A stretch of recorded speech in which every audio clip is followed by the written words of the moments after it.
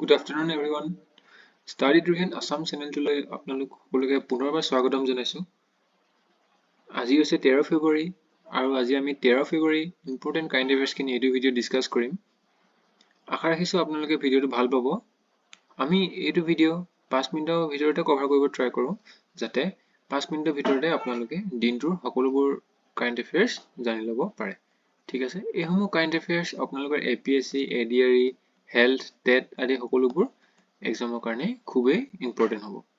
ঠিক আছে, আজি প্ৰথম নিউজটো হৈছে 8 former Indian Navy men who faced death row in Qatar return home.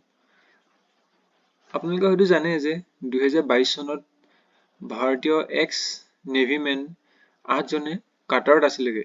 তেখেতলোকক কাটাৰে কি কৰিছিলে, ডেথ সেন্টেন্স দিছিলে।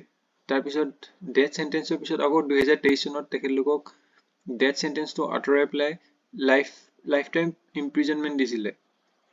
তাৰপিছত এতিয়া ৰিচেণ্টলি কি কৰিলে, তেখেতলোকক আমাৰ ইণ্ডিয়ালৈ পঠিয়াই দিলে। ঠিক আছে, এই নিউজটো খুবেই ইম্পৰ্টেণ্ট নিউজ। নেক্সট, কাটাৰ আৰু আমাৰ ইণ্ডিয়াৰ এটা বহুত ভাল ৰিলেশ্যন আছে। সেয়া আমাৰ নেচাৰেল গেছ ক্ষেত্ৰতে হওক বা ক্ৰুড অইল ক্ষেত্ৰতে হওক।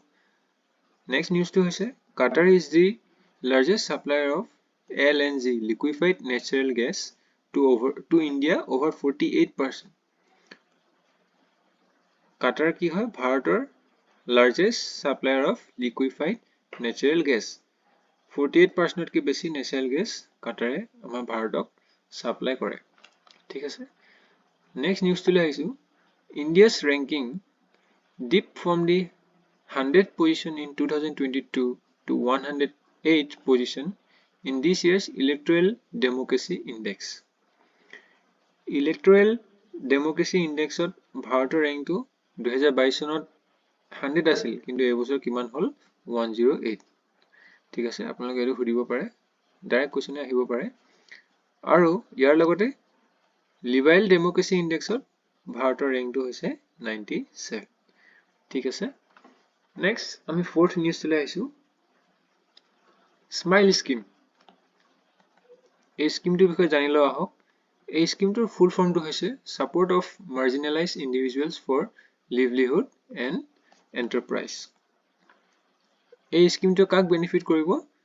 এই স্কিমটোৱে বেনিফিট কৰিব আমাৰ ট্ৰেন্সজেণ্ডাৰ লোকসকলক। ঠিক আছে, rehabilitation for the welfare of transgender person. ঠিক আছে, অ'কে, আমি নেক্সট নিউজটোলৈ আহিছোঁ। প্ৰধানমন্ত্ৰী virtually address the birth anniversary of Swami Dayanand Saraswati. এইটো স্পেলিংটো ভুল হৈ আছে, এইটো ৱাই কৰি ল'ব। স্বামী দয়ানন্দ সৰস্বতীৰ বিষয়ে আমি সকলোৱে জানো। তেখেতে কি ফৰ্ম কৰিছিলে? তেখেতে আৰ্য সমাজটো ফৰ্ম কৰিছিলে। He is the founder of Arya Samaj. কোন চনত? 1875। আমি সকলোৱে জানো। আৰু তেখেতৰ বাৰ্থ এনিভাৰ্চাৰীটো 12 ফেব্ৰুৱাৰী দিনাখন পালন কৰা হয়। আৰু তেখেত জন্ম হৈছিল 1824 চনত। আৰু এই বছৰ তেখেতৰ 200th বাৰ্থ এনিভাৰ্চাৰী পালন কৰা হৈছে। ঠিক আছে, 200th বাৰ্থ এনিভাৰ্চাৰী পালন কৰা হৈছে। ঠিক আছে, নেক্সট আজি ইম্পৰ্টেণ্ট কাৰেণ্ট এফেয়াৰ্ছখিনি এইখিনি আছিলে। আপোনালোকে যদি আমাৰ চেনেলটোৰ বাকীখিনি ভিডিঅ' চোৱা নাই তেনেহ'লে নিশ্চয় এবাৰ চেক কৰিব। আমি আসাম কোঅপাৰেটিভ এপেক্স বেংকৰ এছিষ্টেণ্ট পোষ্টটোৰ কাৰণে ফুল কোৰ্চ এটা ৰিচেণ্টলি আমি কালিৰ পৰা লঞ্চ কৰিছোঁ। আপোনালোকে সেই ভিডিঅ'খিনি নিশ্চয় এবাৰ চেক আউট কৰিব। তাত আমি বেংকিং এৱাৰনেছৰ ওপৰত এটা ফুল কোৰ্চ আজিৰ পৰা ষ্টাৰ্ট কৰিছোঁ।